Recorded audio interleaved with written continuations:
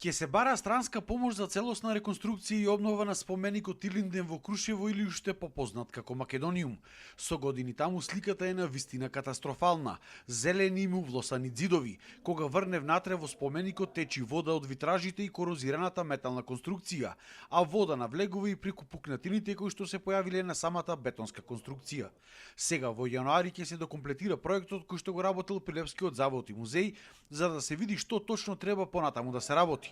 Во Македониумот со години се нешто се работи, ама никако да се сработи како што треба. Сакам, односно сакаме, тоа што ќе го сработиме да биде навистина квалитетно и да бидеме и како министерство, и како држава, и како општина навистина на задачата, а не тоа само да се санира колку за сега времено, па да не се секираме дали ќе прокапи на првиот дожд или не.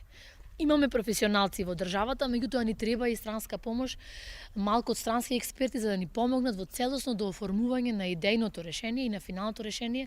Деновиве таму историчарот на уметност Борис Марковски за прв пат откако изграден споменикот на 8 панова постави 114 фотографии и документи за тоа како истиот се градел и е пуштен во употреба во 1974 година. Остануваше стално еден сегмент недообјаснат.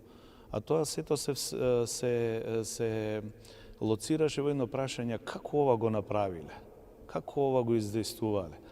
И тоа сувопарно објаснување како е направен споменикот, архитектонското решение, архитектурното, да речем, градбеното решение, материјалните и така натаму, ме натера да помислам да направам една изложба која дефинитивно е од едукативен карактер и која треба да остане тука во споменикот, би рекол, трајно или барем во поголемиот период од годината. Инаку за прв пат оваа година манифестацијата научно-културни средби 10 дена Крушевска република прераснува во национална установа која што допрва треба да ги развие своите органи тела.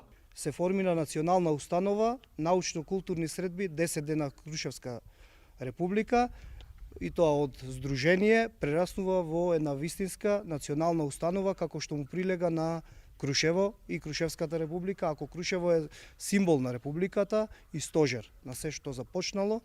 Продолжуваме одлучно, од тука сакам да искажам огромна благодарност до Министерството за култура, предводено од Министерката за култура, каде што после децении навистина се вложува во Крушево. Формирање општо на национална установа значи дека навистина обрнуваме внимание токму на тие да се одбележат и да се задржи тој начин на одбележување, повторно понатаму да нема никаков друг вид на влијание или друг вид на дејности кои што би го прекинале тоа одбележување или кои што би го однеле во некој друг правец. Тоа значи дека формирањето на национална установа сме установиле дека тоа е од национален интерес. За кратко време треба да биде во Крушево завршен и музеот на Илинденското востание, кој што се реконструира скоро 10 години.